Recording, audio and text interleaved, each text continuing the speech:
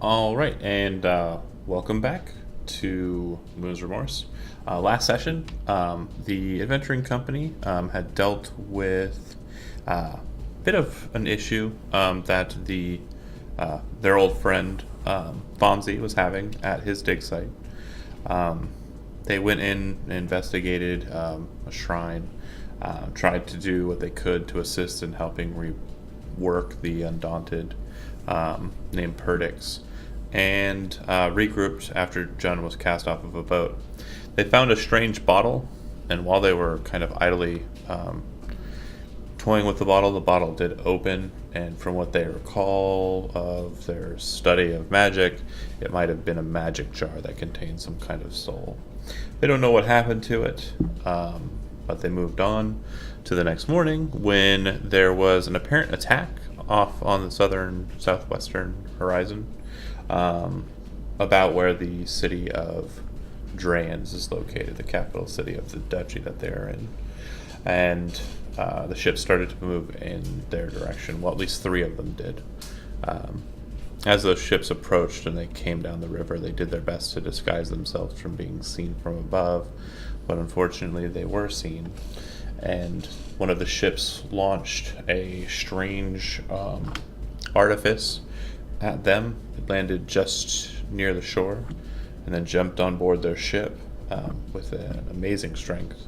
And they came to find out that they could defeat it with specific attacks to its weak point, a brain inside of a jar at the top of its head. They just finished that combat, defeated it.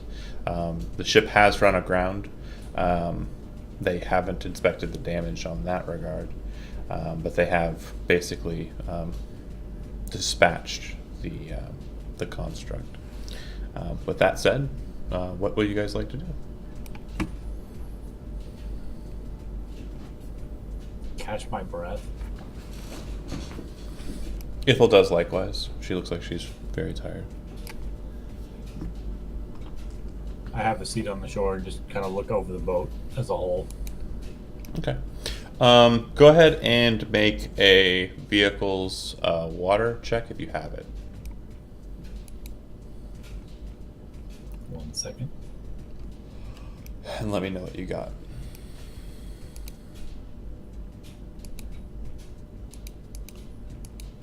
A 10.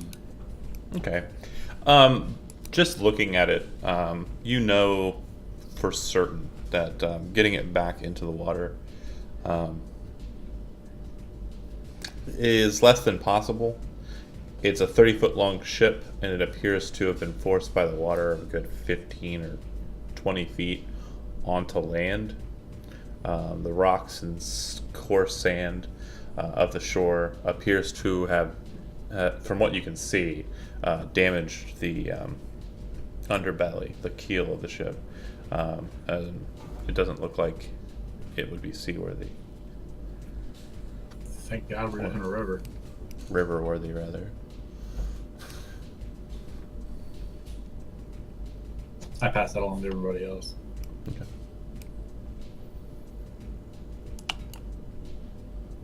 Looks like we're hoofing it the rest of the way.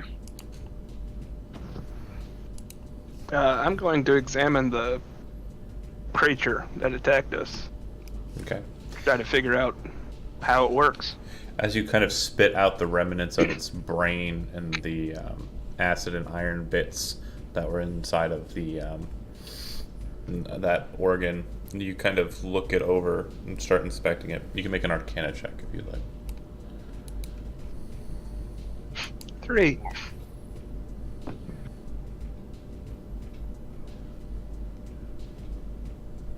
You have no idea.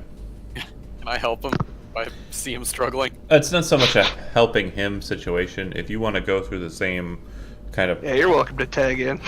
process.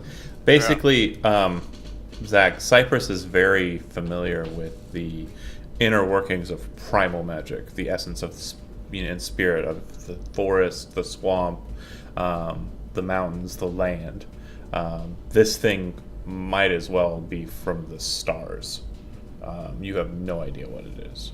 And then Kevin, Only 12. 12. You know for certain that it is a form of artifice. It does appear to be a construct that has been made. Also, after inspecting the Undaunted back at camp that was destroyed, you do realize that similar techniques were utilized.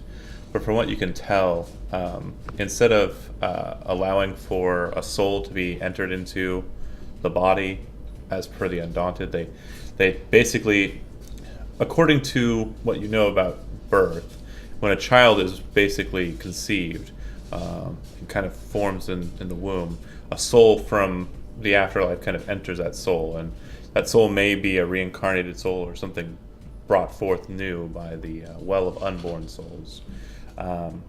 You assume that the reason why the brain was kind of in place was to kind of act as kind of a soul jar for a person who has died, to kind of extend their life, instead of the Undaunted, which is creating a new life instead of, trying to subvert the natural course of death. Cool. I'm pretty sure your brain's already going to, how do I get me into one of these? Maybe later. That's usually how it goes with wizards. I'm pretty sure I can do it.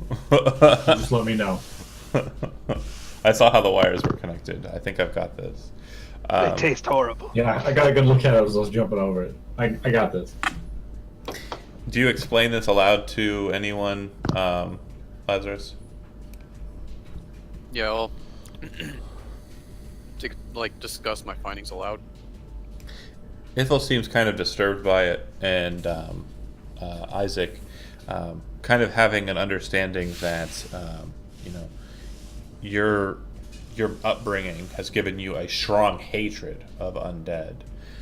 You start to realize that these strange constructs are very similar in kind. From this point forward, Isaac has his hatred feature applied to these types of constructs. Just the nyctalopes? Yeah.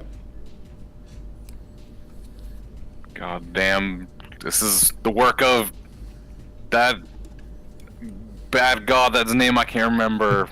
Dark god of sorcery and undeath, Alanusero. Yeah, I hate that guy. It's a subversion and a perversion of the natural order of life.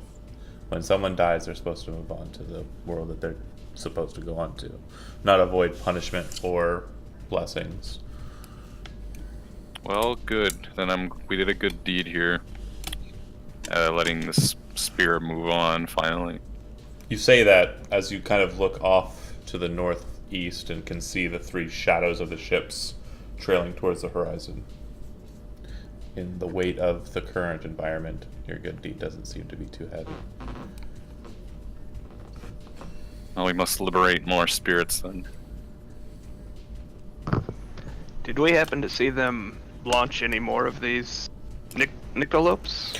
The only Since they left the town or the city we were approaching. the city is the only place besides this one that you've seen them launch anything at you.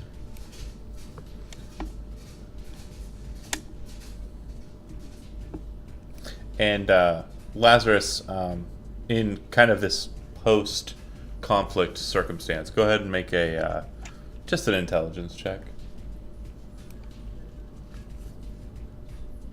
24. Really good. You start to think to yourself and say, they're not really like trying to devastate the countryside. The only reason they probably sent one of these over to you is because you were trying to conceal yourself with magic. So, they were interested in said magic? Just that there was a magical effect? There was something that was an anomaly. It wasn't just farmhouses and townfolk. They tried to figure it out. Those conglomerate bastards. Lazarus, do you know if this thing would have any sort of relay back to its ship? Are they gonna know we're here now? I don't know. Can I investigate that? With the 12 that you got earlier, kind of trying to understand this thing, you're not sure how that would even work. So I kind of look back at you and shrug. I don't know. And kind of look around. We're still kind of pretty deep in the woods, right? We're just No. essentially on a riverbank. You're not in the woods any longer. You're out in the open, the plains. A bit of high grass, but basically between here and Drayens, it's either like sparse kind of like plains with some rocky terrain in between. Think of Paradise Valley from Tremors, and then farmlands closer to the city, and then kind of smaller, kind of denser packed hamlets and villages until you get to the metropolis, like as you enter into the metropolitan area of Drayens. Are we far from the King's Road? No, not too far. Oh, I say we get on the King's Road and keep getting to Drayens rather than trying to bushwhack our way through. I jump to my feet and say, lead the way. Let's get there. Ithel snatches up her pack and looks like she's ready to go as well. And so they went, walking down the King's Road. Okay. As I recall, you were about half a day or so out from a downstream kind of progression to Drayens, which means it's about a day's walk out. It was about midday when you got attacked, kind of into the afternoon. So as it starts to get close to dark, you're kind of entering an area where there are a number of farmlands. And again, you haven't seen much in the way of any kind of hostility along the road, but you also haven't seen anything in the way of patrols either. That said, what would you like to do? Continue on for the next 4 to 5 hours of your trip, or try and find somewhere to bed down? Is there anybody out here that I know, since I've traveled between these a few times before? Make a charisma check, just straight charisma. 12. Not bad. No, not so much. You know that it's not people that you know, but you have stayed out these ways a bit. You know that farm folk are probably willing to kind of sell out their stables to travelers for a bit of coin. I have probably never paid for one. Fair. I say we should press on as far as we can. And then try to seek shelter for the night. So what time is it right now? Evening? Like the sun is just starting to set? It's starting to get close to, sleepy times. Yeah, we can press on for a bit longer, but yeah, let's try to hopefully get refuge in a stable, get a nice roof over our head at least. Doesn't need to be luxurious. See if we can just get far enough that we don't have to travel as far tomorrow, but not so far that we don't get the full night's rest and can't break before dawn. Agreed. Okay. As you guys are kind of traveling about through the night, it starts to get quite a bit darker. So much so that it becomes very hard to see for everyone, with the exception of, I believe, Lazarus is a half-elf, and Ithel. So you guys can see in the darkness because of the starlight, but everyone else, it's dark. I would just light a torch. We're on the King's Road. Probably don't have too much to worry about. Yep. We don't know how far out those monsters have traveled so far, though. As you light your torch and continue on, you guys continue your march down the King's Road. And you do see, a couple of different farmhouses. I'd say by the time you start to kind of get tired, it looks like you've got about 3 options. It looks like there is kind of a large, white, very plantation-style house. Very large floors. Basically, it's a 2-story house, but it's still like 25 feet tall because of those high ceilings. And then kind of more rundown red house with a very large barn. And then the last of these 3 that you see, kind of a tan color with yellow tiled roofs. And it kind of stands out in the night, casting against the starlight and also your torchlight. And it looks like they have very large stables attached to the house. It looks like a lot of their property is fenced off with high fences. whereas the other two properties were kind of more open with territory lines being kind of cleft into the dirt. I vote we move for the barn, see if it has a loft. The barn, you said? Okay. Barn would be my vote, yes. Well, we should do the owners at least the courtesy of letting them know that we're going to be occupying the space. As you kind of are approaching the house, stable not too far off from the house, you do see that lights start to kind of spring up. From there's like kind of like a light in the where you assume would be kind of like the main like room of the house, like a living room, if you will, and the lights start to kind of spring up in other portions of the house. Then you see the door kind of fling open, and gentleman kind of starts to walk out towards you, holding a bullseye lantern in one hand and a heavy crossbow in the other.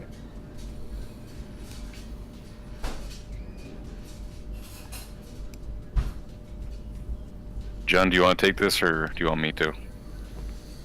You go ahead. All right, I'll kind of put my hands on him to say, "We come in peace. The straightest arrow is guiding our path tonight. We mean you no harm." Well, I don't follow your god, but I know of him. Know of him well enough to know you're not some evildoer or bandit. And these are your friends. What the fuck is that? And he raises his crossbow and points it at Cypress. What the fuck? Hold, friend. He is a being of the forest. He Cypress cares just for the raises his world. hands, stays quiet. And you let him go on back to the fucking forest. Don't bring him anywhere near my barn. It is fair. That is hard to argue. Yeah, just thinking about it, you're like, animals, pretty cloistered. Probably not going to do too well around me. But who knows? Again, if you want to try and persuade him into allowing the lizard folk in, just make me a persuasion check and give me your opening arguments.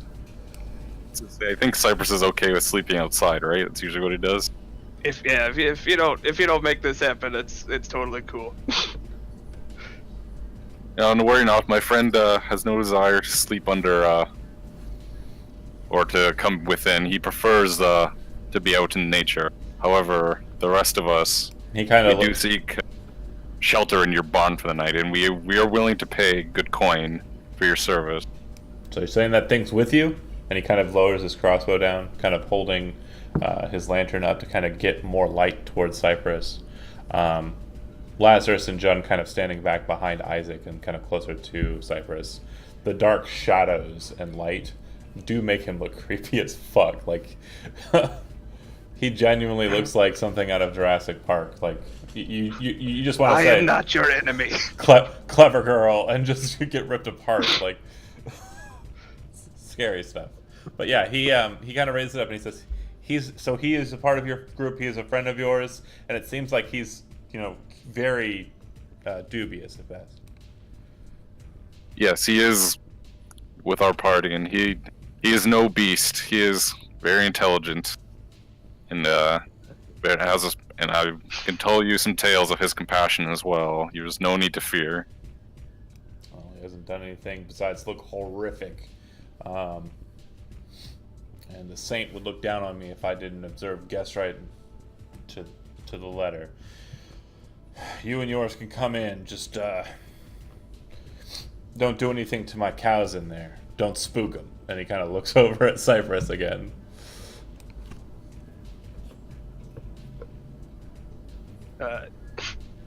Your beasts are more than safe with me.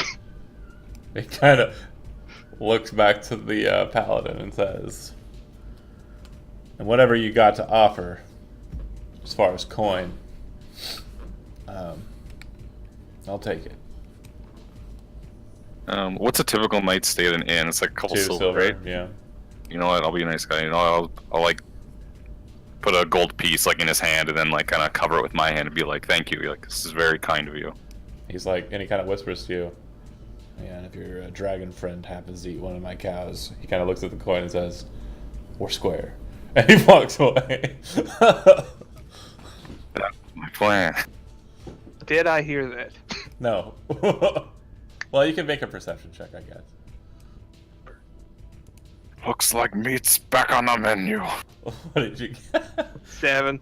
Yeah, you didn't hear it. I'll leave him alone. Yeah. I lower my hands just nice and slow. Try to give him a better profile of me not looking scary in the shadows. Well, he kind And of tell him Doesn't thank work. you. he kind of speaks to the paladin and kind of like waves his hand dismissingly as he lets his crossbow kind of slung, on his shoulder, and kind of just waves back at you as he goes back up to his house. As you kind of turn your attention away from this red-colored house to the barn, you would notice that there are 2 large barn doors, but set inside the one on the left is a smaller door. And the smaller door appears to be kind of settling open just a bit. It's probably wide enough for everybody here to kind of access. Maybe Cypress has to kind of squeeze a little bit. But basically the larger doors are for moving the cattle out, and the smaller doors just for access. So, Shall we? you guys enter in. You got your torch kind of keeping it low, trying not to let it touch timber. And when you get inside, you can see that there appears to be kind of a lantern hanging on a wall. Pretty sure that you can kind of, use the torch to light it and deposit the torch. Easily able to reclaim it as well, since it's only been going for about half an hour or so. So you can still use it. Could Cypress try to preemptively soothe the cows so they're not startled as we're coming in? Yeah, make a animal friendship check. Animal handling? Yeah, that's what I meant. 14. Pretty good. You go around to these animals, and they don't seem worried by you at all. Like, they're really calm, docile creatures. In fact, these are the most calm, docile creatures you've encountered in your lifetime. It's really strange to see animals in captivity for you. Like, it's a very strange thing. But you've heard stories about this kind of thing. And the animals look like they're very well fed and very happy. But you also understand, too, that the purpose for this is that they're going to be used for chattel. They're food for the people. And so it's definitely strange to not have, like, the hunt and the destruction of prey by a predator. But you understand that this is different than the normal order, but it's not an abomination. If they're happy, I'm okay with it. Yeah, the cows seem totally cool with it. I'm just going to sort of rest against one of the walls and just hang out with the critters there. Okay. So you'd also find out that there's, in the barn, you have about 10, 5 on one side, 5 on the other, each with a cow in it. You do note that they are all female. And it does look like one is kind of smaller than the others. And the one in the stable next to her appears to be kind of in a slightly larger area than the rest. And there's several iron pails that are on the ground near her. And you can also see that there's the staining of milk about on the ground. You'd also note that there's a small kind of silo inside of the barn. And it's kind of connected to a trough. And it looks like it basically is set so that when it kind of gets down to a certain level after being consumed, the silo continues to fill out the material, the grains that they're eating. And then there's also a lot of cats. I'd say about a dozen or so cats that kind of come in throughout the time that you're spending searching, inspecting. Basically, kind of, they appear to be mousing animals and seem to be getting a good fill of it. Is there a loft? There is indeed a loft. I go up there. Okay. In the loft, it looks like it's mostly bedding hay, not so much feeding hay. And it's really soft compared to the open road. And you hit the hay then? More or less, yeah. Anyone else have anything they want to do? Is there enough room out there for all of us, or? Yeah, I'd say so. Yeah, I want to go in the bedding. Hey, it's soft. Then yeah, that's what I do. Everyone snuggle. If the I'm elves gonna don't stay keep with their the cows. eyes open, that'd be good too, though. Okay. Yeah, the cows also have like a bit of bedding hay in their small little sections. And if you stay down there with them, they seem pretty cool. And mostly tired. Definitely a non-nocturnal animals that sleep at night. So they're kind of, first off, kind of what the hell's going on? There's noise. Oh, it's just a cool druid guy. And then you're kind of like petting them on their snouts, and they just kind of, all right, well, this is chill. And then you kind of go to sleep as well. Is someone actually staying awake? Nope. I said the elves should probably keep their elf eyes open. Okay. Ithel will stay down with the druid, and she will kind of go into a trance with her eyes kind of focused on the front door. Is there no it's like a window up in the loft to pass hay in and out? Yeah, She could perch there. that works too.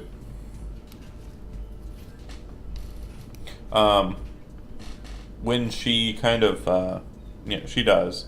And then you guys all wake up. I would say again, Isaac is probably the first one up.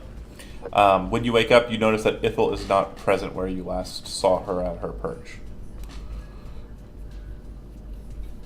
I get down off the loft and kind of open the door, letting in some of the cool morning air, and I just kind of look around, poke my head out, see if she's like walking around or anything like that.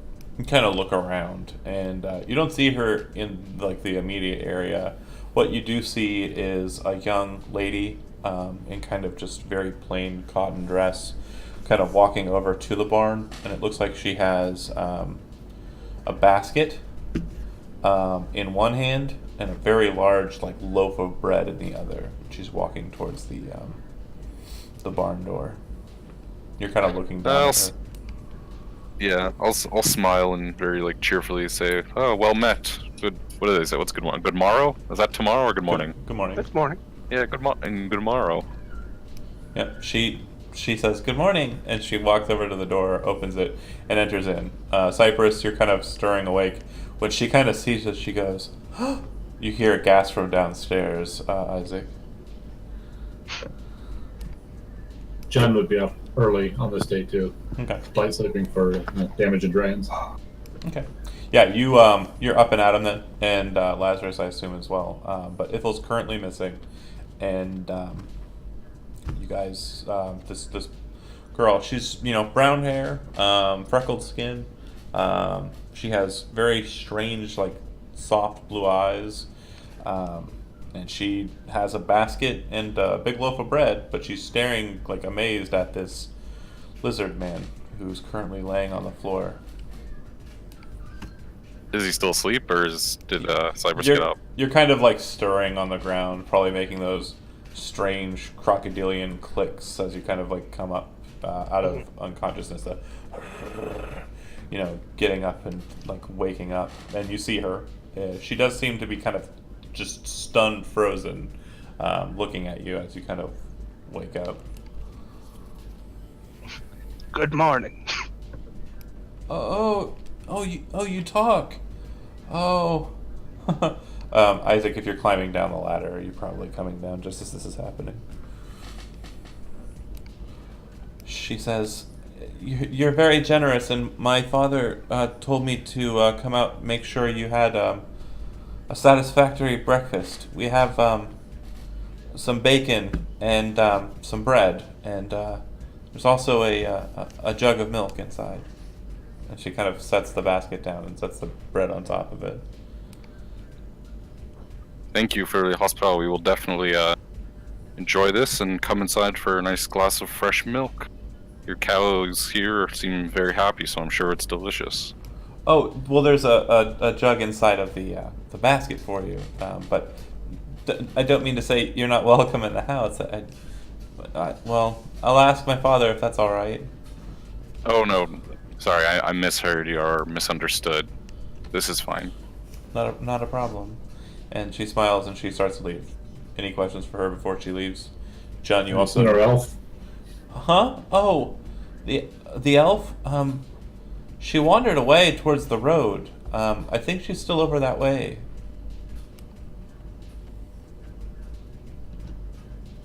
Is she really an elf? Close enough. Wow. You're traveling with a dragon and an elf? That's amazing. And she Well, technically 1.5 elves. how do you... She walks away, confused. And not a dragon. It's complicated. She avoids the complication by retreating from the barn. I Thank got you. the food and say I'm ready to go. Okay. Yeah, I make a nice bee sandwich. Yep. Okay. And there's also a jug of milk inside. When you guys kind of pop out of the barn, ready to go, packs and such ready to go, you do see that the farmer is, he looks like he's out on the field. Looks like he's plowing something or doing something out that way. Farm stuff. Farm things. Nobody here was a farmer nobody here was a farmer. So you just see him doing farm stuff. And you'd also see that out towards the road, you can see kind of a figure standing out on the road, and it looks like the figure has kind of bright red hair that's kind of blowing off and, like, you know, moving about in the wind in the morning. Damn. Who do we know who has red hair? Ithel. I was gonna say. I'm No, I'm assuming. Being sarcastic.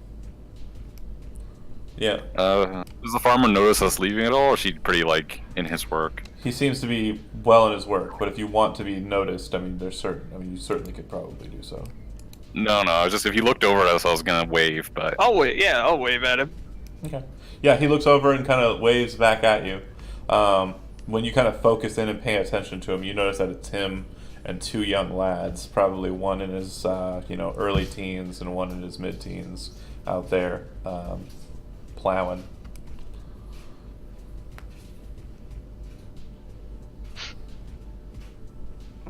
See you later. He waves you off. You head over to Ithel, I presume, and she kind of looks back at you and she says, I woke up early just to ask what they saw. And they said that they saw everything. But they also saw that 3 ships were also heading south.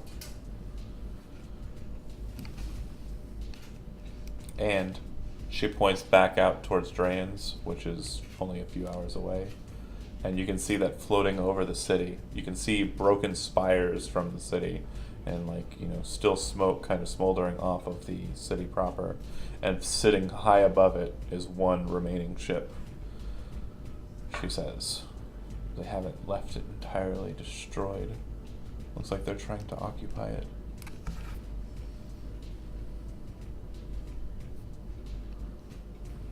Just so we're clear, I'm gonna say this the whole part, like, what exactly was our goal of going to Dragons? Just to, like, help the people that were attacked? Or are we, like, we're gonna try to take on the conglomerate? Because I don't know about that latter one. It seems like a pretty big feat. I don't know. Like, didn't Glen Ottle kind of seem like he wanted to, like, put a stop to their stuff or their plans? Correct. Yeah, like, I'm pretty sure that's the end game goal. These guys are dicks and all, and they need to be dealt with. That might not be 100% our job, but there's a lot that goes on in Dragons that is controlled when it goes on in Dragons, and without Dragons, it's gonna get bad out here. Alright, so we want to get rid of their occupation then. We At the wanna... very least, I feel like we should find out what's really happening. Yeah, we need to hit the city And why? limits, and I'll get us in, but there's some contacts I need to make while I'm there. Alright, I just want to make sure our course is clear. Our arrow straight, as it were. Also, guys- I want the chip. You want that ship? As you guys continue on your quest, a couple more hours pass, and you hand Ithel a bit of the sandwich stuff to have your conversations back and forth. If there's any discussions that you're intimately, like, keen on getting out of your faces, feel free to do so now. And yeah, you would have reset to full hit points, Jeremy, when you had the long rest. Oh, okay. Yeah. So I just gonna hit die some long rest. Where did that purple meteor land? I remember that happened, and we kind of deviated from that. That was like weeks ago, man. I know, but where was Way it? up north. Up Yeah. north on that first trail we were on. Coming Okay. back from the dragon. What direction are we headed right now? Southwest. Okay, so directly opposite. All right, so there's probably not gonna be any connection there. Yeah, basically Question for you, Could be John. something. Okay. Half of the ships went north. they went northeast from Dragons, basically like they were heading towards Squallow. Yeah, which is also in the direction of that purple thing. I mean, one or two could stop over Squall, one could keep going to find out what that thing is. Agreed. If that's their interest, yeah. Question for you, John. Yeah. When I attempted to eat the brains of that monstrosity, I lost some max hit points. Is that permanent? No, after getting a long rest, you're Oh. good. Yeah. Bummer. Told you not to swallow it. I could have. I'll do it again. There will be edible enemies.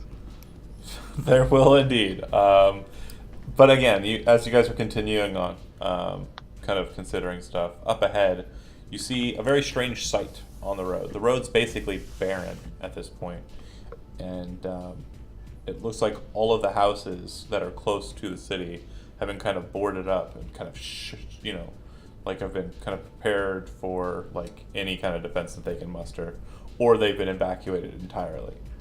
But you see that there is a lone figure out on the road, sitting just off the road, and in front of her she has a mat, and it looks like there's a number of cards that have been placed out onto the mat. She's wearing a kind of bright Son of a bitch. red and black dress, and you see her sitting there, and she kind of looks over in your direction with these this kind of, I don't know, arrogant kind of gaze. It's kind of like when you feed a stray dog, it just keeps coming around. Hold up. I'm gonna drink some of the milk. It's the fortune teller, the card reader that you've seen several times now. Oh, for a second I thought it was the girl from the cave who we killed dead like 8 times, but then she won't dead. No, but that girl is still out and about somewhere. Yeah. I would still like to drink some of the milk. Drink the milk. It's not bad. It's delicious. Is it pasteurized or unpasteurized? Pasteurized. Oh, wonderful. Look at them. How far outside of the city is the fortune teller? About 2 hours, maybe an hour and a half. I just walk right past her. Okay. She's like the only person out and about. Like everything's boarded up. Everything's and boarded then up She's just or chilling there. abandoned. Yeah, and she's just sitting there. Looks like she's flipping cards. What's going on? I stopped to offer her a swig of my milk. Oh no, thank you. I only Very well. I only accept coins for my readings. I don't have those. I'm going to follow June. Yeah, have Cypress and Lazarus had a reading yet? I don't know, have they? I don't know. Have you guys? I was about to ask, my character being a traveling like entertainer, would I have any idea who this is, or is she like totally unfamiliar? I've never seen this person before. Make an Arcana or Religion check, your choice.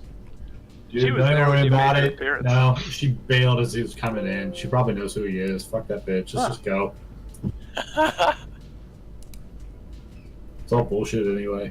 I can't pay her in milk, I got a 12. which was a bummer. You're not sure.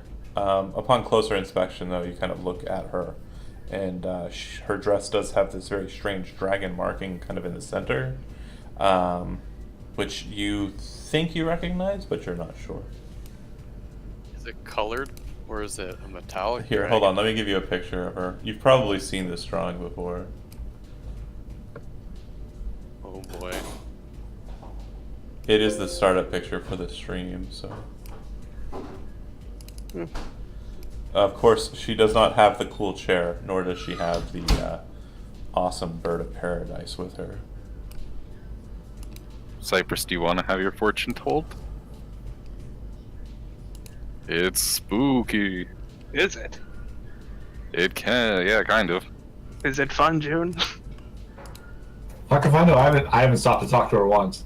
Ah, All I know is Ethel talked to her, and she said we were gonna meet a wizard, and now there's a wizard here. Like that. If that ain't fortune telling, I holy don't know what moly. is.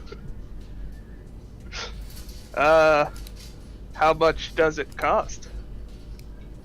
More than 0. 2 gold pieces, but she says, kind of like terminating the conversation like a butt with like a hanging ellipse eye.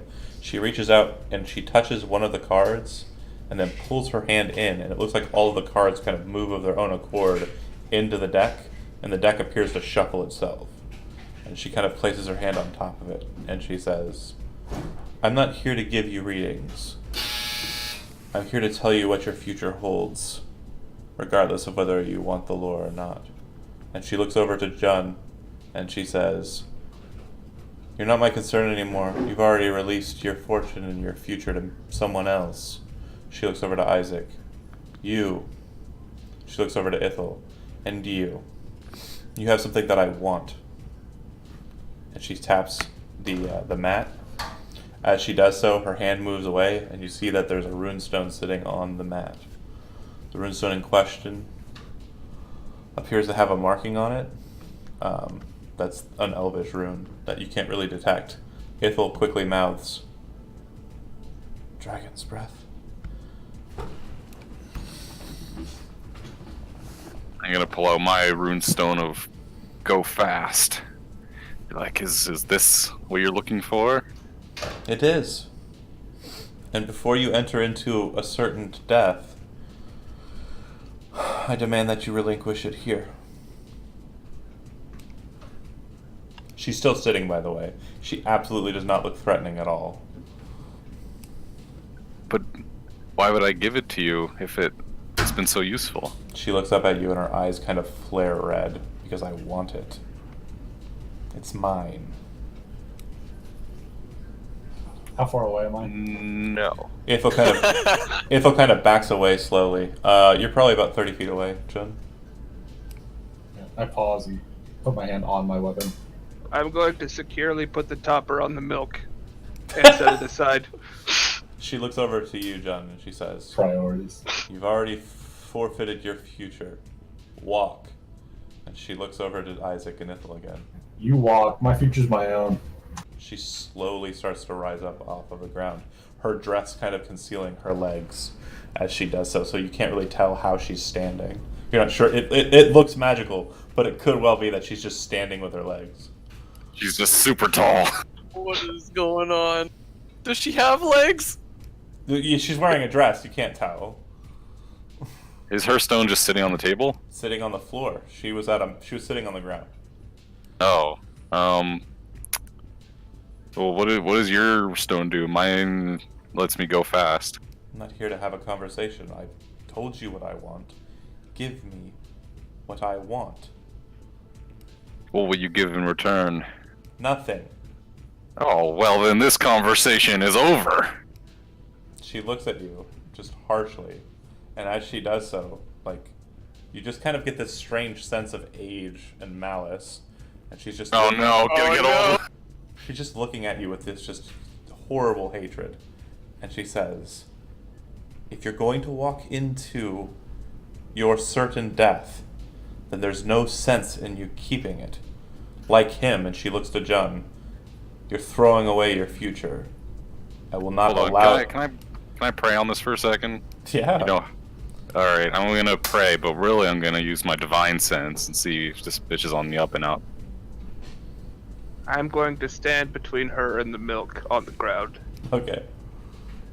Does she smell evil? Does she smell like a celestial undead or a demon? As your eyes kind of flare, like, a bit, and you kind of look at her, you realize that she isn't there, but there's something massive behind her that seems to be taking over, like, the entire field behind her, and it appears to be glowing bright black, demon black.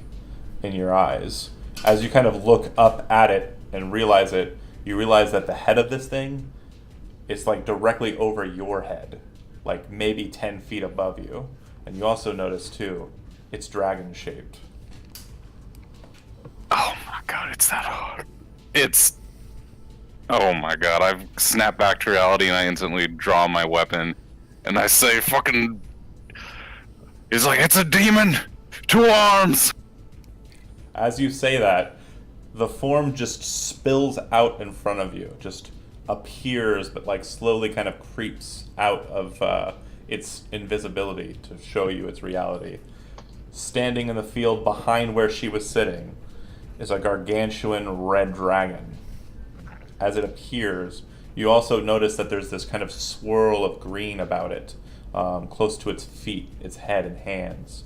And its chest appears to have a large gash in it, open enough for you to be able to see into it. It seems to be bound with like staples the size of you, but it still has a bit of a splinter and opening to it. And inside you can see something just feral and evil moving and pulsing inside of where its heart, inside its chest, where its heart should be.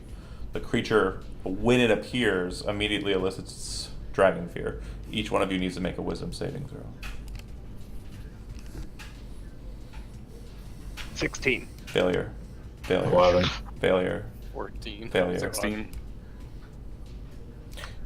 You're all locked in place. Oh, Ithel, sorry, hold on. I'm not going to take away all saving graces here. I give you every opportunity. Oh my god, it's... I know who it is, but I'm too scared to talk. I'm interested. Oh. Failure. You all become just frozen with fear, and the dragon kind of stays there and kind of like lingers, just breathing hotly. And the girl kind of walks over to Isaac and kind of, your sword's still held out in front of you, and she just pushes the sword out of the way and reaches into your pocket and pulls the stone out. And she says, and as she speaks, the dragon's mouth moves and both voices are echoing in your ears. Her sweet voice and the dragon's just dragon voice. Obviously, the one you hear more is the dragon's voice, so I'll speak in it I'll give it a go. She says, I will not allow you to throw away your future. If you go into that city, your life ends. And she walks away towards Ithel, this apparition, this form that she's created in front of you. Everybody go ahead and make another wisdom saving throw. 20. It's pretty good, but not 25. 12. 25 is good enough.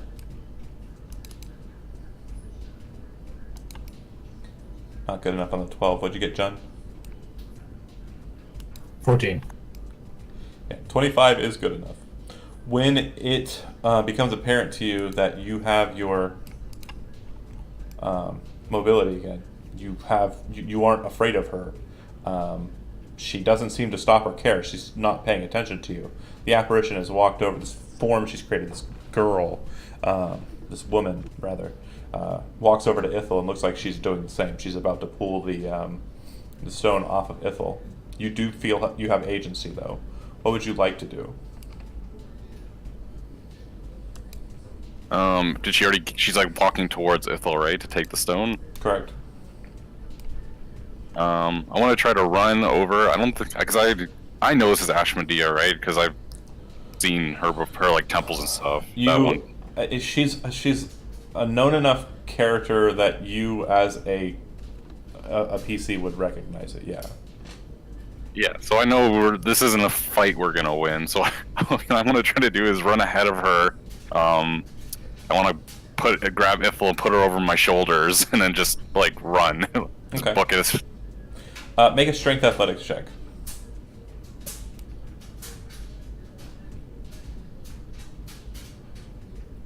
$23. You rush over 10 feet away, heft her up on your shoulders, and just start bolting. You move another 20 feet, easily enough. Say the word! He doesn't have his stone. Yeah, she took it. I can't go as fast. The apparition looks at your stone and in perfect Elvish says the command word to activate it, you see Ashmedea kind of glow with the stone's power, and her hand moves down, and she starts to crawl after you, like moving across the field, and moves to cut you off, and places her hand onto Ithel. Do you try to resist her taking her off of you? And I like grab Ithel off. You want to. Basically, what I'm asking you is she's grabbing Ithel and kind of lifting her off of you, like just someone like pulling two Lego blocks apart.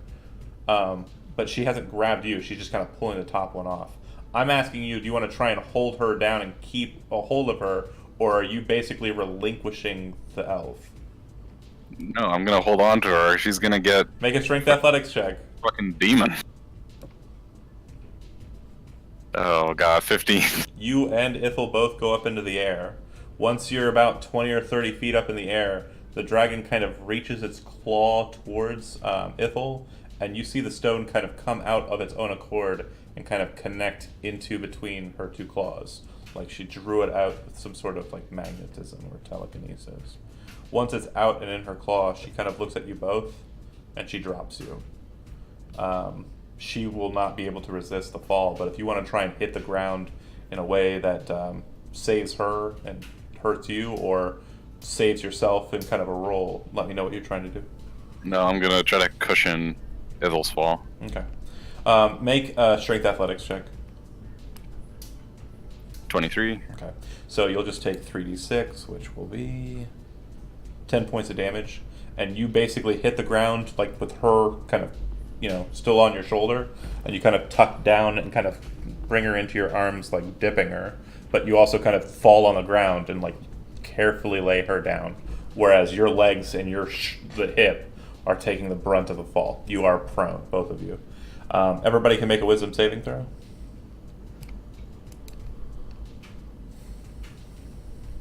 $20. Not good enough. 19. Not good enough. And Ithel.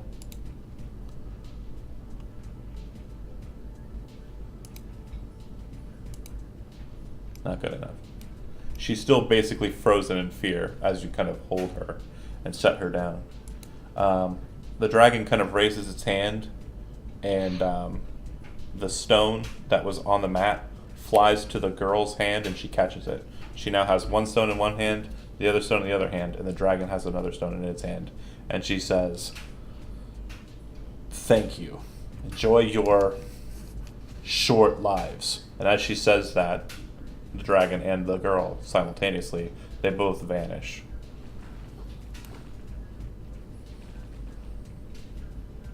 Damn. What the fuck was that? Can we move?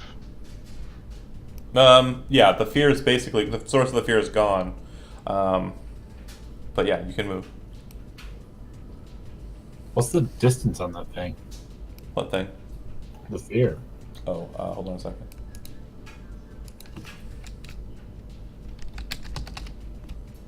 I hope Vamsi's okay. Nah. Well, she thinks he has one. Oh, she knows he has one. Does he have mine now? He Yeah. did. The dragon, Back? the dragon render, yeah. You gave it back. I didn't. No. Thought you said you did. I dropped it in the river. Somebody else has it. Cypress has. Cypress gave it to Vamsi. That's what happened. Vamsi refused it. Oh, did you have it? Yeah. Haha. She thinks Vamsi has it because the DM thought. I hope Vamsi had Vamsi's okay. Okay, guy. We'll see how it goes. To answer your question regarding dragon fear, not that I care to answer your stupid, petty human questions. Frightful Presence has a range of 120 feet. Okay, I assumed it was huge. DC 21 Wisdom saving throw. Are we frightened for 1 minute? But yeah, that happened.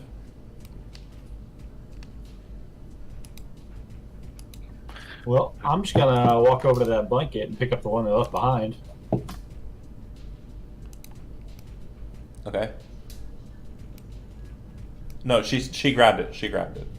Did she? Yeah, I said the dragon raised its hand, and then Yeah, the she was stone holding flew two. up. The dragon was holding one. Yep, they Alright. left with 3. So far, you've seen. I'm just gonna hold up the red one that I had. You've seen a total of 4 stones now. You've seen Dragon's Breath, Dragon's Rend, and then Speed, and that other one. The one that Ithel just had, but doesn't have anymore. I hold up the red one. Am I in trouble? Can I have that back?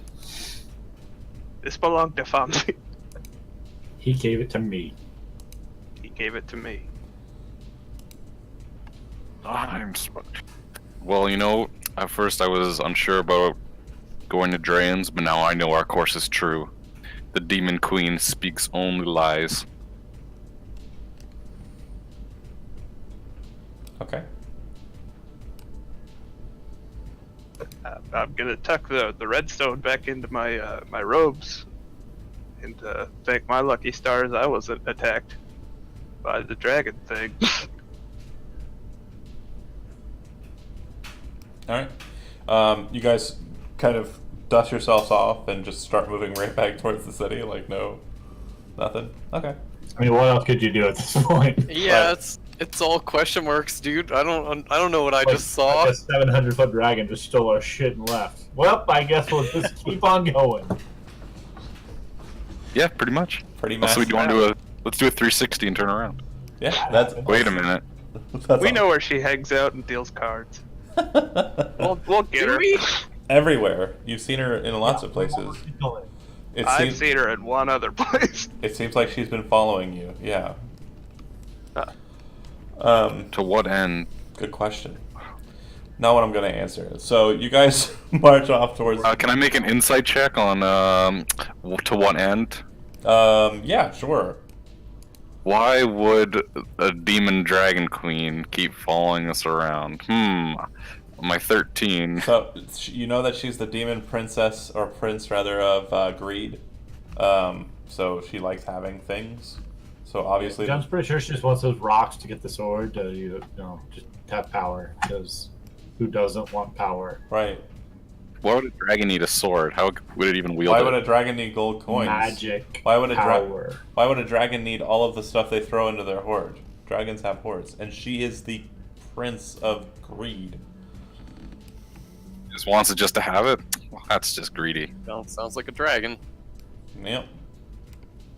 Oh, my peanut brain doesn't understand these motives. So, before you guys get to entering the city, I guess I have some questions. How are you entering the city? Yeah, John's got that one. He'll be taking his normal routes. Secret back way underneath and into the sewers. Okay, Yeah. Shortest route to Mardigan specifically. got it. You know that the shortest route and most safe route that you can imagine is there is a pathway out of the town that kind of follows along the river where it kind of enters into the city. It's a bit north of there, but you also know that there is an underground waterway known as the Serpent's Trench that runs out of the city and kind of south towards Nettin. And you would understand that kind of entering into the trench and moving that way would probably be best. And so you do. As you guys are trafficking along, you do find a point where it looks like there's kind of an underground or under earth port, but there are no ships, there are no boats or rafts. But what you do see is laying on the ground not too far from the port is a dead man. Looks like he's wearing kind of a brown or blackish cloak. He's got a yellow tunic underneath. He has a rapier and a dagger still kind of connected to his belt. Looks like his coin purse has been taken. And it looks like he looks like he's dead. Do we see any wounds? Maybe how he died? Looks like he was impaled and his throat was cut out. Thorough. It almost looked like his head was pretty close to being completely cut off. Do I recognize the person or the attack? Yeah, make a history check. 14. You're looking over him. You see the scars on his face. You see kind of the gloves on his hands, the attire, you know, and just the description of him, despite the blood kind of all over the place. But he matches the description, and he also has the insignia of House Mardigan on him. But he's matching the description of Patrick Mardigan, one of the leaders of the house in the city of Drayens. Shit. I take all of his stuff. He has a rapier and a dagger. The rapier is masterwork, so when you attack with it, it does 1 additional damage. It doesn't have +1 to attack, just +1 to damage. It's not considered magical. And the dagger, it appears to be very keen. For purposes of attacking, it has, if you roll a 19 or a 20 on it, you crit with it. It's also not magical. Oh, not Patty. I like that guy. I feel like I had a bond with him at one point. Yeah, the reason why he's currently laying here is your fault. What? My Patty got his brain eaten. Yeah. Yep. No one's inspecting the back of his head, but yeah, it looks like his throat was cut and it almost decapitated, and his chest was impaled. I'm gonna take his insignia too. And do you have any other identifying markers? Yeah. The cloak. When you kind of pull it off of him, you notice that the back of the head of the hood is complete ruin, and it looks like a large portion of the back of his head is kind of removed. I take the cloak and kind of inspect the back of the head. Looks like his brain was completely removed from his head.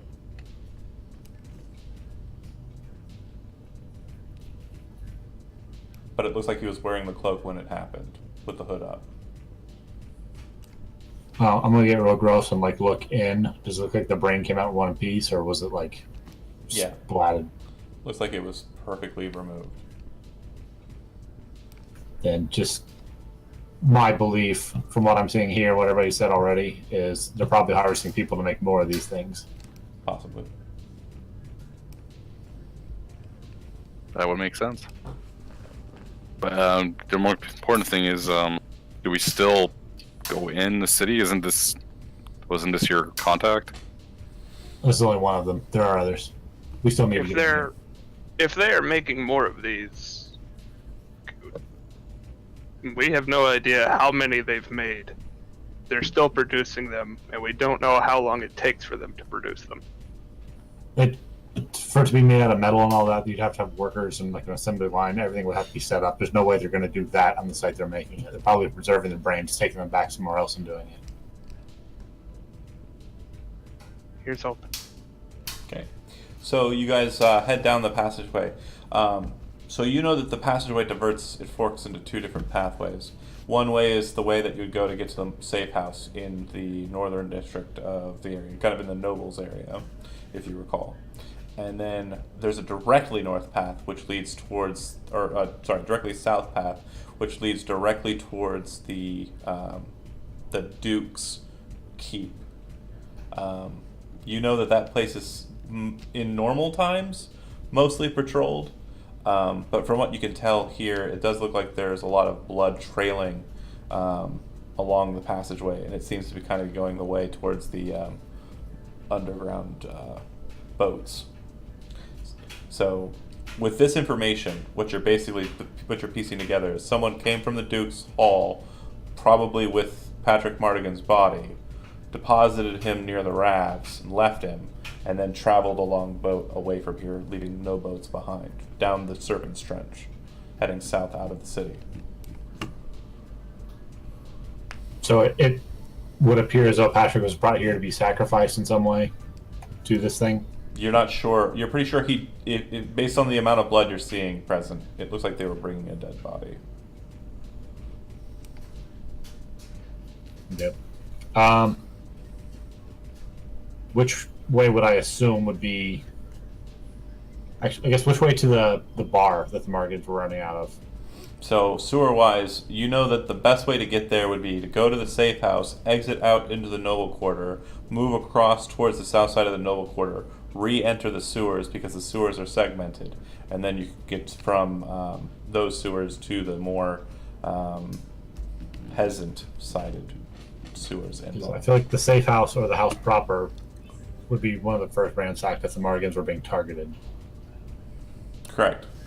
That's a good thought. So that being said, let's move away from that in case you're still patrolling it. We should probably head down for the Duke Tower, Duke's Keep.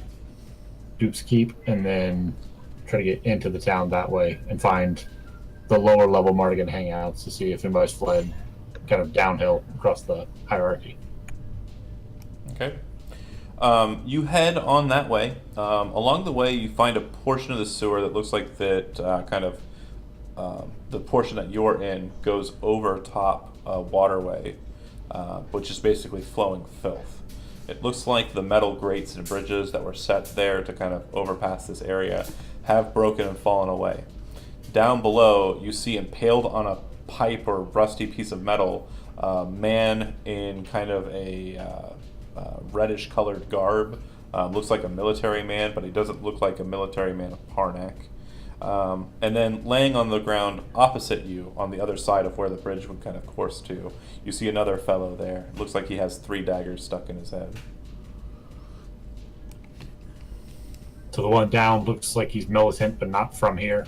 He looks like he was impaled on a spike, a pipe that was kind of jutting up out of the waterway, and he's just laying there on the spike. Kind of looks like he's met the point where resistance and gravity have kind of found an equilibrium. He's not falling any further down. And then the guy on the other side looks like someone threw daggers in his face. But the one that's down looks like he was probably part of the invading force. Oh no! So does the guy across from you. Yeah, they both. Okay. They match. Okay. Yeah.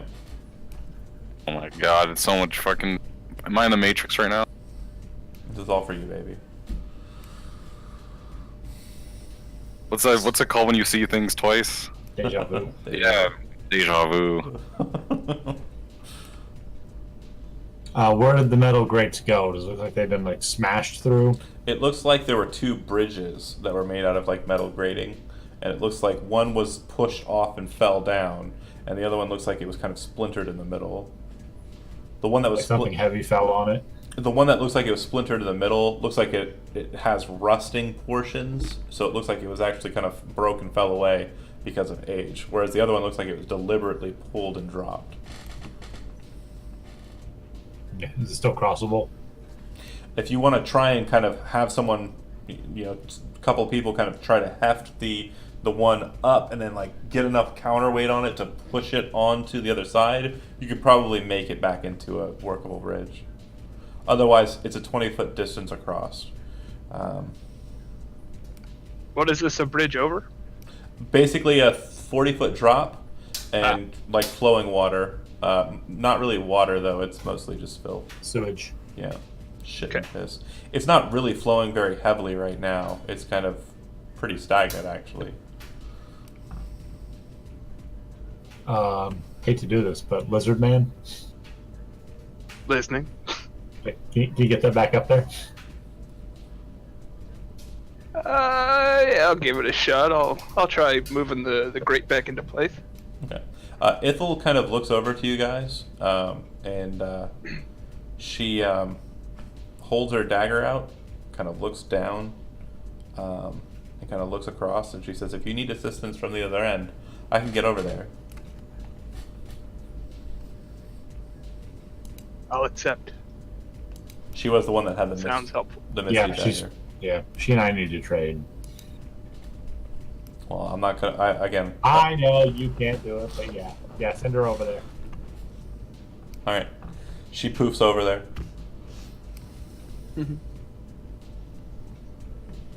She kind of stares through the hole in the center of the blade, and then both her and the dagger become like mist and appear on the other end.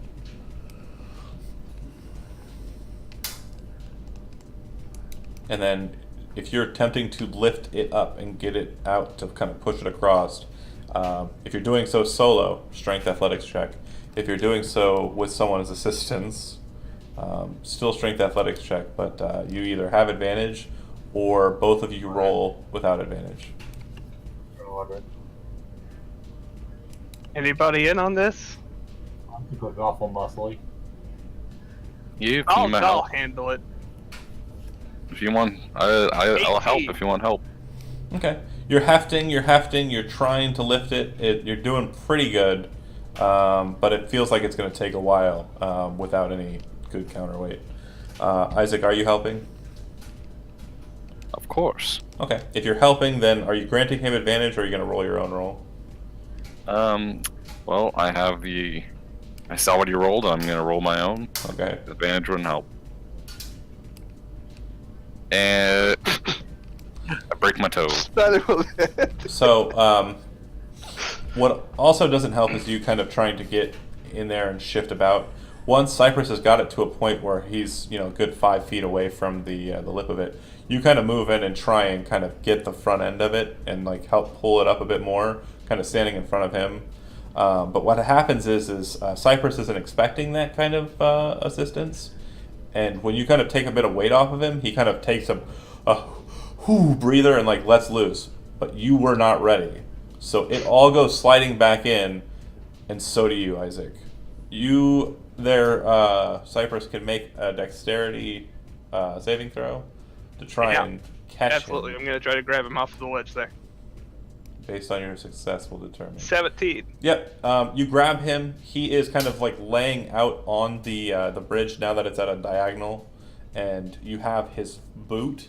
But you're both stable enough. You can kind of pull him, and he can kind of like crawl up the grate backwards. Yeah, I'm gonna shimmy him back onto solid ground. Yep. Another 10 or so minutes process with you guys working out how to get this bridge across, but eventually you finally do. And Good work. settles there. It looks like you guys can pass it well enough, and I presume you do so. As you guys make your way down this tunnelway, it comes to pretty much a terminus where it splits off again, like a fork rather. The smaller edge of the fork looks like it leads to a point that leads upstairs, and the other portion of the fork looks like it continues on down a ways away from you. Still Do I leading know where south. where's that second fork lead? Make a perception check. Because you probably haven't spent too much time underneath the Duke's Keep, but 15. in hindsight, you know that traveling south will get you towards the lower end quarter, the low ward, and you're also pretty sure that you heard that there was a place called Kilgore's Hammer, a dwarven tavern in the south side, that you think that sewer portion might be connected to. Affiliated to the Mardigans, or Absolutely Wait. not. Yeah, Okay. no. But they're pretty much Switzerland when it comes to thieves guilds. okay? Yeah, I'm gonna take us there then, for the dwarves. Okay. Yeah, you're pretty sure the stairs go up to the keep itself. Okay, you guys head south. You get to a point where it looks like the roof up above you has been broken down in. There's a shit ton of rubble on the ground. Looks like something fell into the ground here. Sunlight splaying in. You can hear a lot of movement up above. A lot of shouts in the Jernaran dialect, kind of being yelled out. Sounds like orders and commands. The other thing you notice that's down here is laying not too far from the rubble is a dead dwarf. The dwarf is wearing a pair of gauntlets, and they look like they've kind of become stone on his hands. You're not sure what that's about. And it looks like he's already been looted of all of his necessary, or anything that's worth keeping. Is he recognizable to me or carrying any identifying marker? You would recognize him pretty easily. So there is a dwarf detachment in the the military side out this way. Drains is kind of a military city. This person is Varn Ashbraid. He was the leader of the military for Stormloft in Drains. The king's armies were his to command. Can I take a look at his hands? How they became stone? Did he have identifying markers left on him? No. Okay. The gauntlets you recognize, but the gauntlets weren't supposed to be stone. When you recall his description, they're actually gold, but these appear to be solid stone. Cypress, looking at them, you can make an Arcana check to try and figure out what's going on there, but you're not sure. 11. You're not sure. Definitely some sort of magic was used here. You're not sure. Hmm.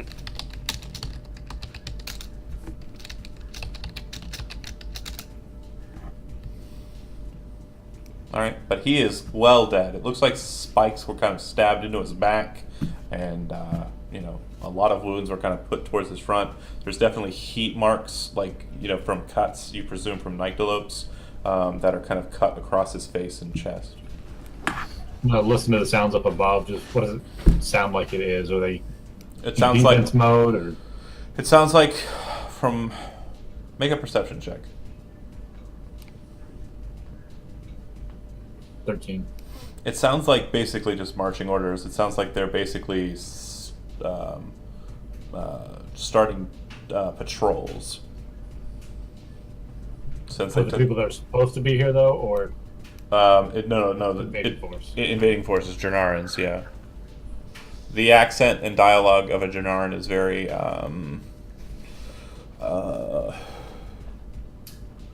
it's very different, and I'm trying to think of the best way that I can describe it. It's Eastern European. Okay. Oh, they're the Slavics. Yeah, very. It does have a certain Slavic tone. So what you're saying is the conglomerate are the commies. We gotta stop them. I'm not making it political or anything weird in real life. I'm just saying, like a real word equivalent, like a close thing I could give you is the accent. It's distinct. Got it. All right. Then I'm gonna motion for everybody to stay a little quieter and try to pass under this. Okay. Yeah, you guys have no problem moving. It doesn't look like anybody's patrolling the hole. And you head on down the way. It's not too far after that, maybe like 5 or so blocks that you travel. You get to a point where you see a stair or a ladder down, and it looks like a door open up above you, and you hear like a click sound, which John you'd recognize as a crossbow being kind of set, and you hear a voice come down from you. Who goes there? Do I recognize the voice Sounds or like, accent? sounds like a dwarf. I'll say it's John. I don't know, no John.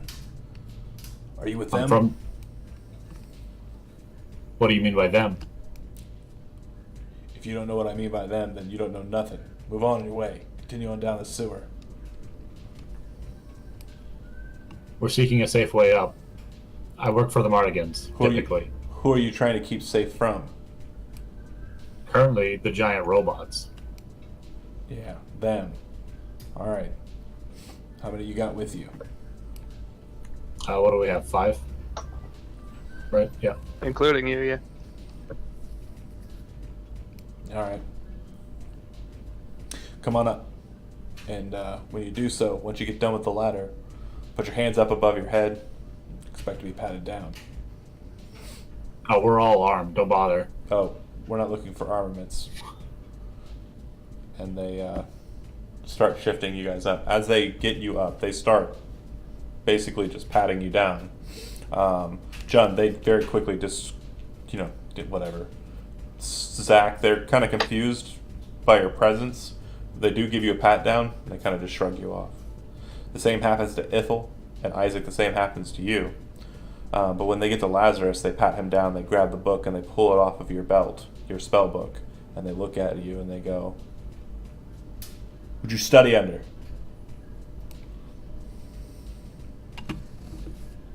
Did I study under Glenottle? And they start flipping through the book. You would have studied under the Association, Atalna Marie. Okay, so I told them that, and I reassure them if they suspect that I'm with the conglomerate, nothing could be further from the truth. I despise them. And they pass you the book back, and this dwarf, older gentleman kind of looks at you and says to the other dwarf something in Dwarvish. Those of you who speak Dwarvish, they say, his book's not licensed. He's definitely not with them. I'll speak in Dwarvish to them. I used to work for the Mardigans. We found Patrick outside the city dead. I show them the insignia. Yeah. Say we're here to check up on everything and make sure things are still under control and nothing's getting out of hand. Obviously, things are crazy here. Him and three There's others. a lot more going. There's a lot more going on in this town than people need to know about? Him and 3 others just left yesterday during the initial invasion. They escaped out of town. I think one of them was saying something silly like they wanted to go to the Duke's Keep, which I suppose you could get there from here that way, but they left the way you just came up. You didn't see them? Just the one. And a lot of blood. All right. Patrick had the whole back of his head ripped out. What? Like his head? It's empty. You, What have you seen? What's been happening? In Dwarvish, one of the other ones says, "Are they putting them in the? Are they putting people's fucking brains in those things? Oh!" And just punches the wall. Holy shit! I thought they were doing it to themselves. They're doing it to us. Oh! And they look mad as hell with this revelation. Would Ashbraid be one of them, or not associated at all, since he's kings? These guys look like they're basically a rebel force that's been drawn up, but they probably know him. They probably know Varn. I'll name drop him in there somewhere that we just saw him down there. His body is down there. He died in the courtyard. Oh. Yeah, it looks like they threw him. Looks like they threw him through the roof of the sewer. Yeah, not too far out from where the keep is. He died there. That's what we heard, anyways. He was killed by one of their abominations. If any of you folks are hurt, Berwyn Graveltoes is in the other room, tending to the wounded. Isaac, make a history check.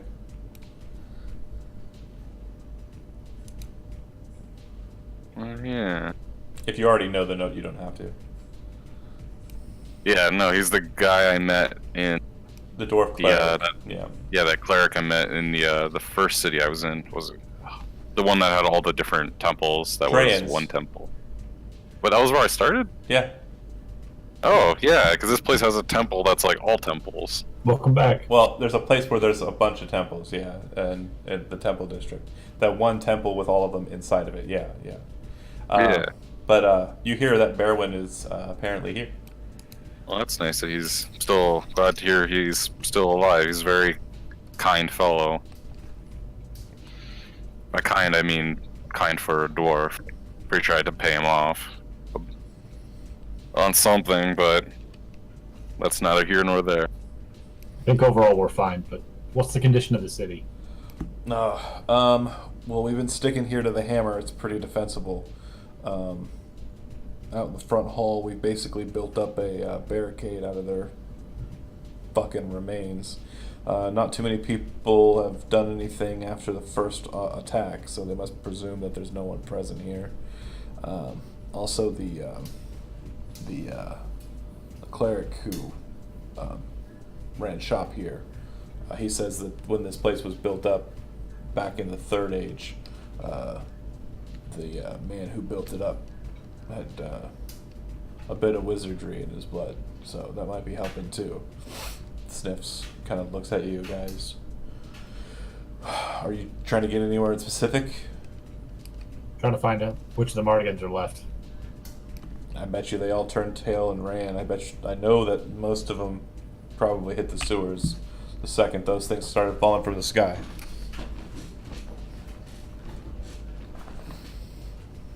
What's your little resistance force? What's going on with this? Well, we're just trying to stay alive, and we're not letting anybody come in here. The other guy who got really pissed and punched the wall, he kind of looks over at you and says, "Resistance force. Like the fucking sound of that. Yeah. He attempts to fight back? Well, Or has anybody?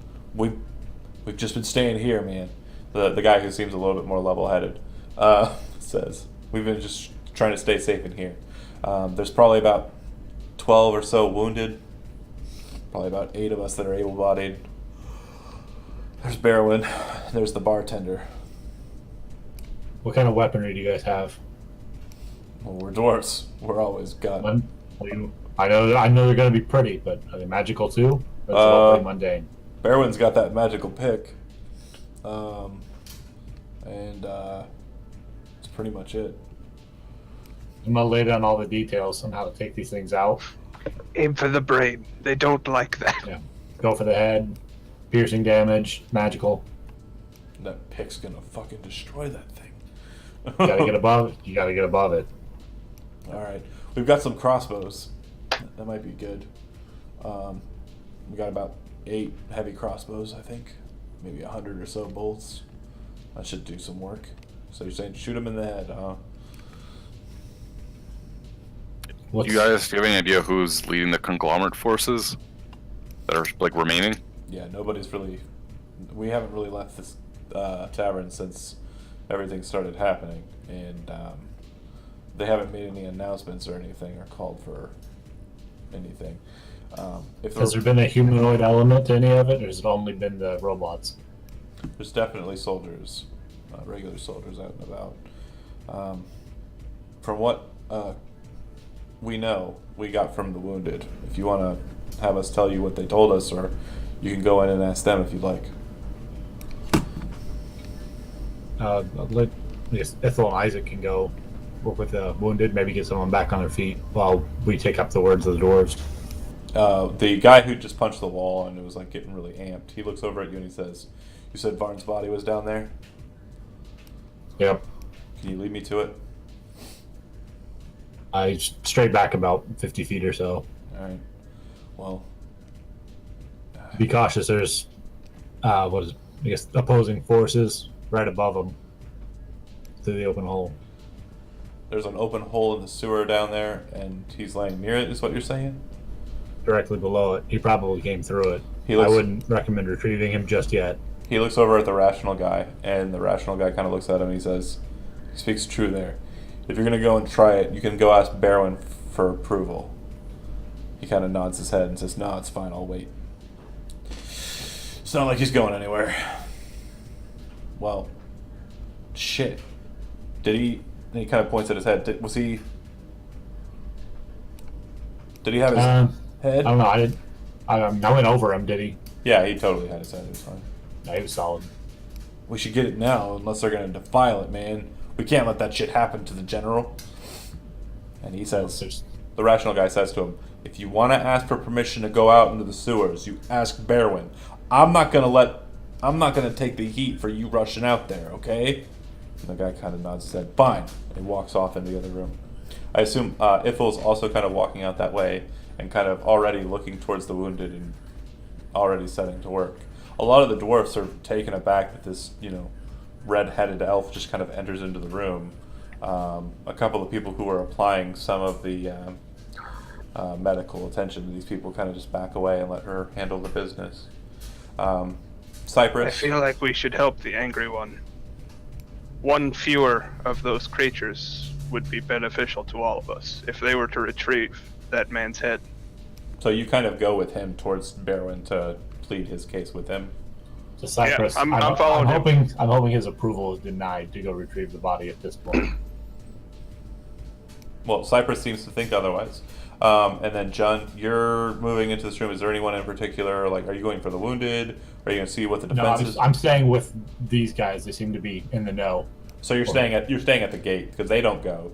Besides the one guy who came. Yeah, if they have more information, or if they can point me at someone that knows more about what's going on, that's what I want. Okay. They say that the wounded would probably know the most about what's going on outside. Yeah, who's in charge of this room or whatever's going on here? The room with the wounded people in it, or the room with the door that you came up out of? The whole thing. This little hold up. Based on what you've heard, who do you think's in charge? Probably the guy I talked to first, the level-headed one, No.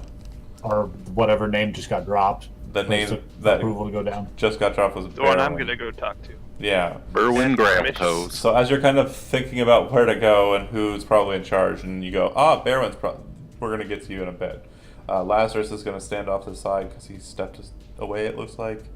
And then Isaac, who are you wanting to talk to directly? Oh, I was just gonna. John seems to be good at collecting intel, so I was just gonna assist Ithel. Yeah. Are there any wounded in the wounded room that like have any like military insignias or anything like that, or look like they have any sort of rank or soldiers or anything? Mostly the wounded appear to have rankings. So they're soldiers. Yeah. Most of them. You unfortunately don't get to go away without attention. Cypress, as you and the dwarf guard are kind of walking over to this fellow who is wearing kind of a bluish tunic, and it looks like he's wearing leather armor, studded leather armor, but where there should be studs, there are instead spikes. He has a pick at his belt. He kind of walks past you guys, just like brushing you off, and walks over to Isaac. And as he approaches you, he gestures his arm out for, the same kind of grab, like shake that you had with him when you left his charge left him last. Yeah, I'll clap his arm and I'll say, Berwin, How did your ordeal go? successful, though not without great cost. Then you're probably ready to meet some more challenges, friend. I assume you have Of a course. bit of information if you were out afield. I assume you came in through the sewers? Yes, we came in through the sewers. We have a contact in the city via someone I met on the road. He managed to lead us here through the sewers safely. Excellent. And what of their forces? What have you seen? What do you know? All I know is what I saw from outside the city, a ways up the river. We saw the airships. We saw the siege. But no real details other than that. We came to help. We knew there would be wounded. We knew there would be fighting. If their ships left and headed in different directions, like you say, then that means they're planning to attack other towns and cities of the kingdom. Or perhaps even move south out of the kingdom to the kingdom of Netton or Bicavaria. He shakes his head. This doesn't bode well. And it's a very interesting, if not aggressive, move on the part of the conglomerate. He shakes his head and he says, when I had a chance to speak with Varn a few months ago, and a few months back before that, he had told me that he'd seen some troubling things in the capital city when he was there. Some troubling things indeed. Certain people getting the ear of the king before he dispatched with the council. It sounds like the monarch has become a bit of a tyrant, if he's allowing this to happen. You did not see any of his golden eagles in the sky? I don't believe so. We mostly just saw the ships. They would have been too small for us to see from where we were. The golden wings weren't present then. I'm very, very, very curious and very disturbed by this. If the conglomerate is being allowed to pilot these ships across the country and attack this duchy specifically, then it must be at the king's... The king must know about it. Otherwise he would be here. Why would the king allow attacks on his own people? I do not know. I do know that the Duke, Afagrad von Dreyens, was... he was against the influences of the conglomerate. As you know, the military has a very strong division of war mages. And from what Varn was saying, the council was disbanded because they would not accept the king's orders to allow those war mages to be replaced, or removed, rather. It's my assumption, and brought more into light now, that he's trying to instill conglomerate law in this place that it was not present before.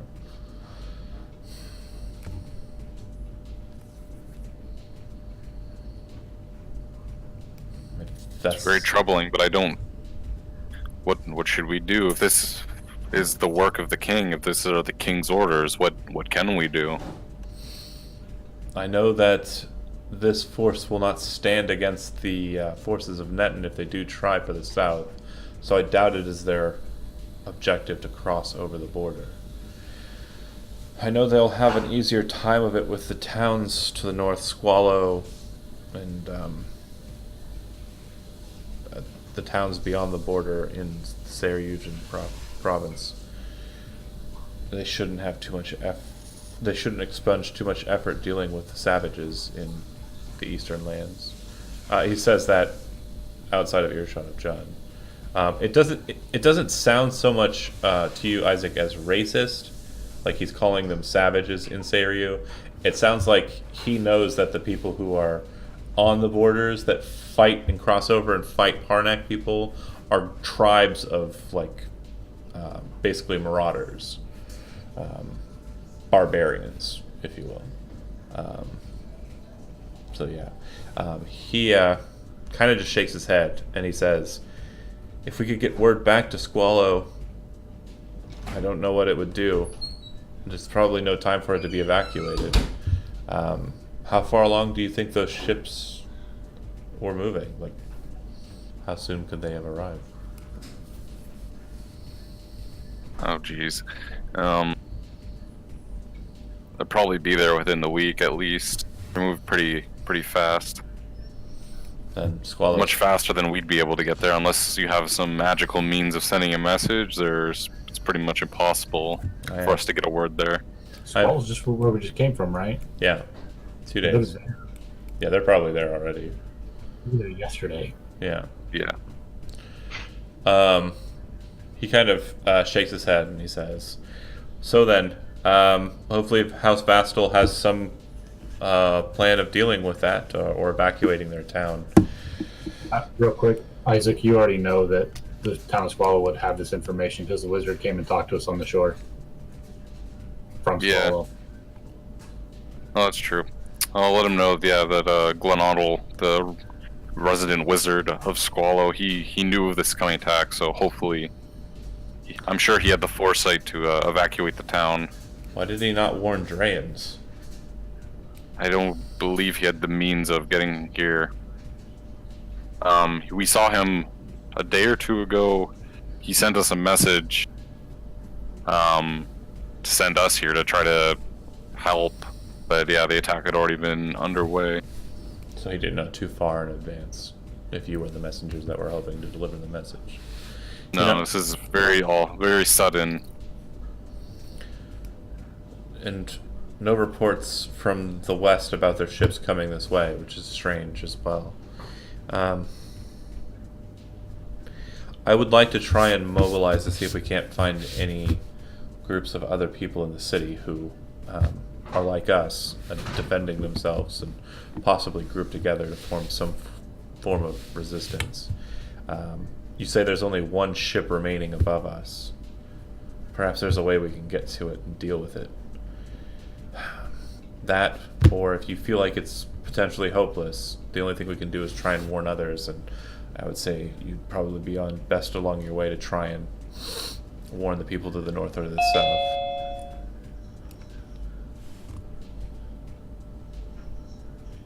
Well, what the conglomerate does, they're doing so illegally. I think it's best, I feel, we should liberate this city. If we just simply allow them to occupy it with impudence, it will embolden them, embolden their cause. But if they bear witness that people will fight back against them, they may become more cautious, buying us more time to mobilize or warn other towns. Cypress, you and the dwarf that were there are kind of standing like on the wings in this conversation.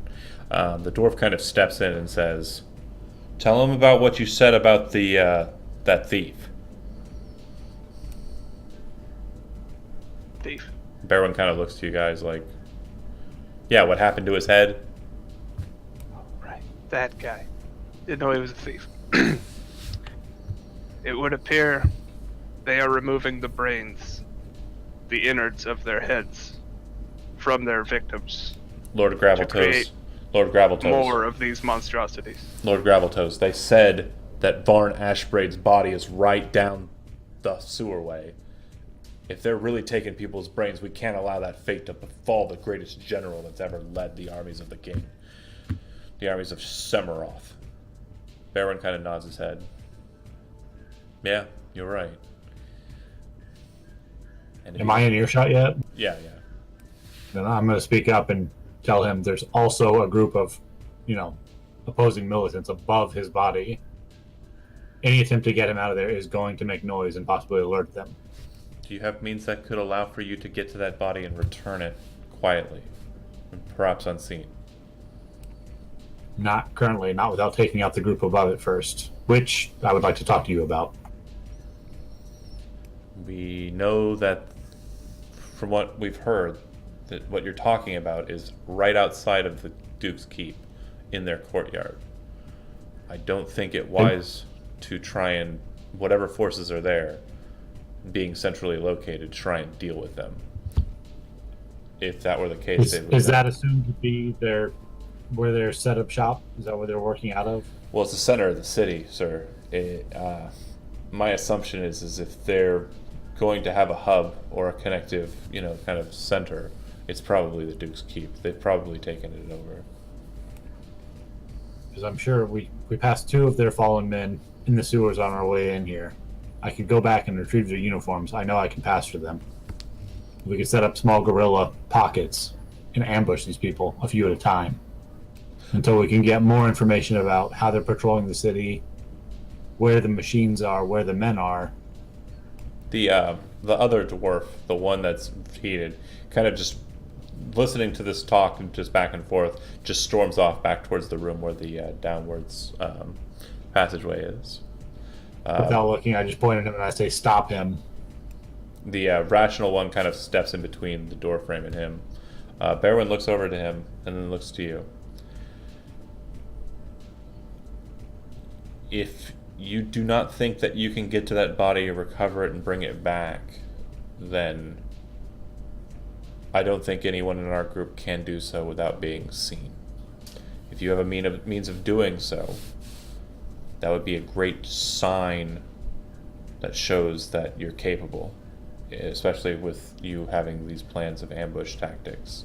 But if you can recover that body for me, then I will agree to listen to your ideas on moving forward in this resistance. These people need a victory. How far down was that building we were at? Is it like next door, or is it a couple? 5 blocks. 5 blocks. Okay. 5 blocks Is that north. where the body is? That's where the body was. 5 blocks north. Lazarus, do you have invisibility as a spell? I do.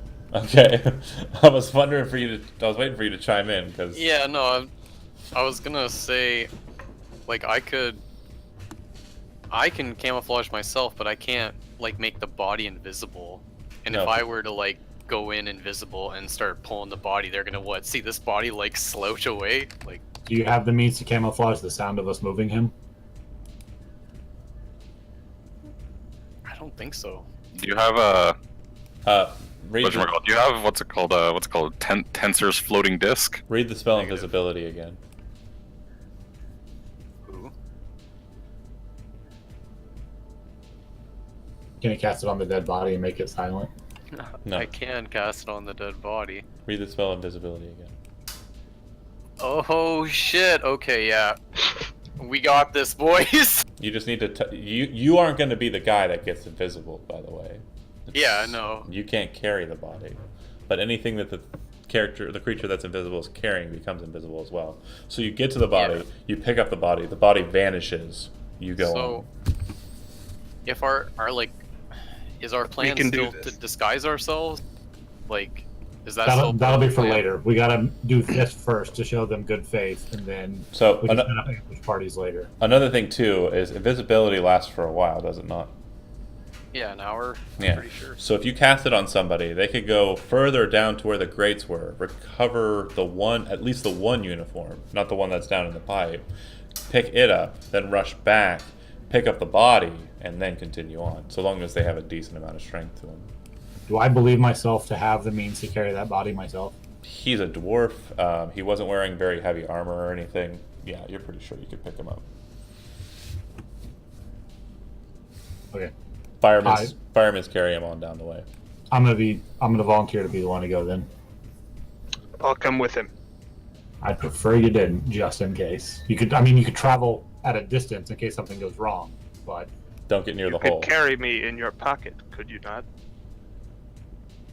He could if he shapeshifts. Yeah. He Cypress totally is saying he's going to become something small. could. Yeah. That's fine then. That's a really good thought. And gain inspiration for that, Cypress. I'm on board for having attack Pokemon. I choose you.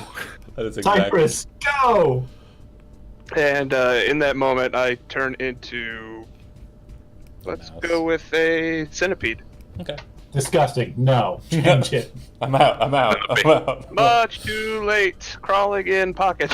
Shit. No, you're Oh, my god. Lazarus, use your thaumaturgy. Just make the bass drop. Fucking centipede. Bro, whirl, whirl. I got a theme song. Oh my god, that's broken. It's canon. If only we had a sick bard. Okay, you get into his pocket. You cast invisibility on Scarf. him. Sit in my scarf. Okay, John, you bolt off. Sick.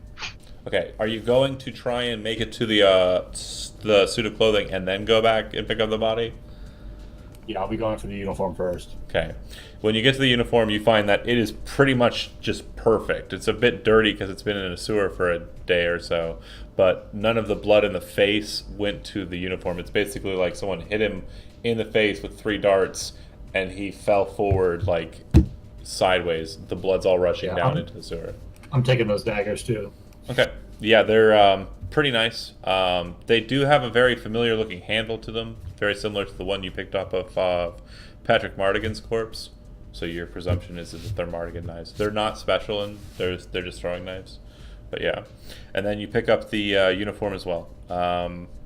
It has some sort of rank insignia, but you don't know enough about the military of Jernaris, or the conglomerate rather, to be able to determine what this guy's rank was. And you rush back to the body. When you get to the body, go ahead and do me a favor and make a stealth check. Before leaving, anything I have on me Uh-huh. would have been left in the care of probably Isaac. Okay, so nothing crazy that you're dropping. No, I have my basic armaments. And 3 daggers.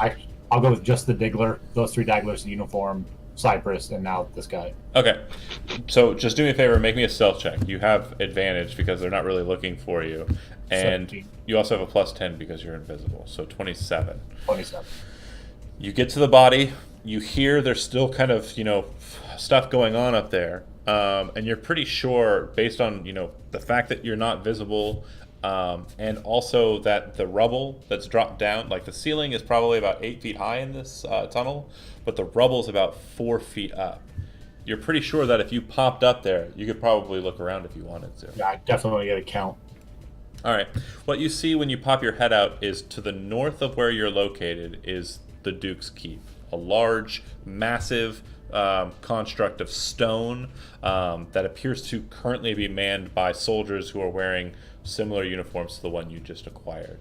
Out in front at the gate, you see 13 total Nyctalopes standing basically in kind of a wedge formation, leaning in, with one directly at the start of a large bridge that crosses over a bit of a moat that leads up to the keep. In the courtyard, you see that there are patrols of 5-man groups that are being sent off or returning into the courtyard, out and about. It seems like they're patrolling out from this central point and investigating the city out and about. It doesn't look like any of them are currently heading south, which is where the bar that you're currently using as base camp is. And then finally, the last thing that you notice is directly above you, some 500 or so feet up in the air and kind of blessing this entire courtyard with a bit of shadow, is a massive conglomerate airship. It looks like there are flags kind of like just cascading from the bottom end. It looks like there's massive looking like doors on the bottom, which you are assuming is where they drop the Nyctalopes from. And it does look like there are a number of these strange looking tubes, which could be like some kind of firing device that are kind of pointed down at the city. You did see or kind of hear about some of what happened with those. You assume that's what they used to initially bombard the city. Didn't they shoot one of them at us? No, they fired a Nyctalope at you. They didn't shoot a cannon shot at you. That would have, you would have been dead. Is there like a rope ladder or anything hanging off of it? Does it look like anybody's No. been traveling to or from this thing? It doesn't appear to be any like mode of transportation, but if you spend like a good 15 or 20 minutes sitting there kind of watching and getting counts of everything, you occasionally see from the Duke's Keep this blue streak of light shoot up from the Duke's Keep up to Got the it. ship. And then you head back, right? Yep. Okay. Scoop up a dwarf. All right. You pick up Varn Ashbraid and bring him back and set his corpse down on the ground.